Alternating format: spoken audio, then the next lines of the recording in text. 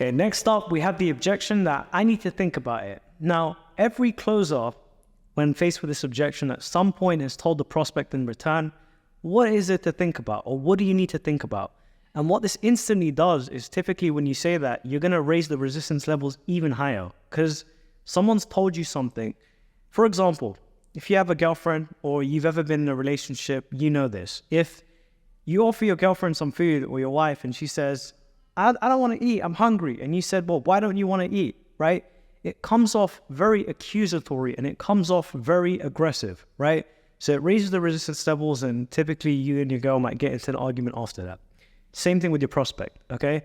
So the number one thing that you want to keep in mind is you want to agree with them, okay? Because agreeing as a closer is one of the most important things that you're going to do to disarm your prospects, okay? Give you a perfect example of this. Hey, I totally agree with you, right? When you say you totally agree with them, it disarms them from them coming back to you saying, you know, what do you need to think about, et cetera, right? So in this case, what you might want to do is you might want to say, well, what I like to say is, well, look, I agree with you. And I've worked with clients like yourself for a number of years. Even when I make a very important decision, there's a lot of things that I want to think about just to be absolutely sure that I'm making the right choice. Isn't that right? And when they're now in agreement with you and they agree that that's the case, you can say, well, look, I have been doing this for a long time. And when I typically speak to a lot of my clients, some of the best ones that have ever worked with me, now you've also taken it a step further by categorizing them as the best, which further disarms them and also gets them to like you. Psychology, okay? You might want to say something along the lines of this. Well, when most clients have told me they need to think about it, it's always meant one of two things. The first thing is a polite way of saying no, okay?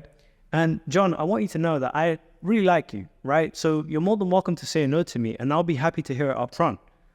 That also shows them that, again, you're happy to hear a no up front. It shows them that you have a wealth and abundance of clients. It shows them that you're not desperately attached to a sale and chasing after their money, right? Or Mr. John, the second option is, you know, you genuinely do want to move forward with me. There's just one of three things holding you back. Maybe there's some questions that you have. Maybe there's certain things that you're unclear about. Or maybe there's some concerns that you have that you want to be sure about before making the decision to move forward. Out of the two, which one do you feel like it is? And the reason this question is so crucial is it moves them past the point of I need to think about it and moves on to revealing what their actual concerns are. Now, John might say something along the lines of, well, look, I want to be sure about this aspect, or, you know, $5,000 is a lot of money. You know, how confident are you that I'm going to make my money back? Or how soon do you think I'll see a return on my investment? And when John starts to ask questions like this, he's now asking what I like to call buying questions, meaning he's shifted from the point where he needs to think about it, and in real time, he's speaking to you about the very things that he's thinking about in his mind. He was just scared to tell you in the first place, right? And that's how you get John to reveal them to you. And then you can handle them accordingly, like, you know, well, I agree, 5,000 is a lot of money, right? But when our prospects work with us, what you'll find is our process looks like X, which is why we do Y, to ensure that you're going to have a great time. Does that make a bit more sense by now? And then you can ask more questions to kind of loop back. So this is a technique I've learned from Jordan Belfort from his course, Straight Line Persuasion. He talks about a technique called looping, right? Where you move past the objection, you loop and you offer your program again from a different angle, now having completely abolished and destroyed the first objection that the person had, to move them and shift them into a buying state. And when you do this, you're going to move on to a different line of questioning. It's going to raise John's certainty levels to get him to a stage where he's ready to close. Now, all that's left for you to do is just ask for the sale again. So now with your new understanding of how soon you'll be able to see a return on your 5,000, are you happy to proceed and move forward? And in this event, John might say, absolutely, I'm ready to get started. Great, I'll send you a payment link, right? Or John might say something else. Well, you know, one thing I'm not sure about is how often are we going to meet per week, right? Because, you know, I'm a busy guy. I work a full-time job and, you know, I don't know if the timings can work out. And then you can handle that and say, look, now with the new understanding of exactly how we're going to make this work in terms of timing, are you happy to get started so that I can help you achieve your goal of X? John might say, yes, you've closed the sale and congratulations. So that's my favorite way of dealing with, I need to think about it. In some cases, your clients might say, look, you know, I still need to think about it for whatever reason. And even if they still say that after you've looped several times around the different concerns they've had, it's not a bad thing, right? And the reason why is because at this point, you've handled the majority of their concerns. So even when they do think about it, they're twice as likely to show up to the next appointment that you set with them, which I do recommend to set up within 48 to 72 hours of your conversation, just so that they can still retain the information from your previous call, because you and I both don't remember what we ate a week ago, right? Let alone remember conversations that we had in complete depth and clarity, right? So certainty levels after 48 to 72 hours can drop massively, up to 50% or more.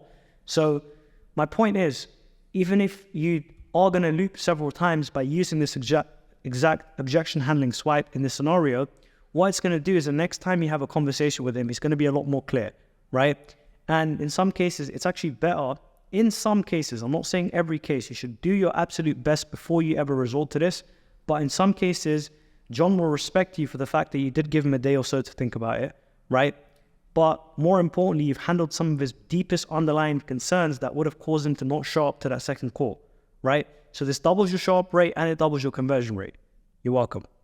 So look, if you've got tons of value from these objection handling videos, then there's something that I want to do very exclusively for you. Regardless of whether you're an agency owner, digital marketer, affiliate, coach, consultant, it doesn't matter what your industry is. If you sell a product that can help impact your clients and you want to make more money and a lot more sales and scale upwards of $50,000 to $100,000 a month, then I want to give you two choices because I believe in a fair exchange. I've given you value, and what I'd like in exchange is two things.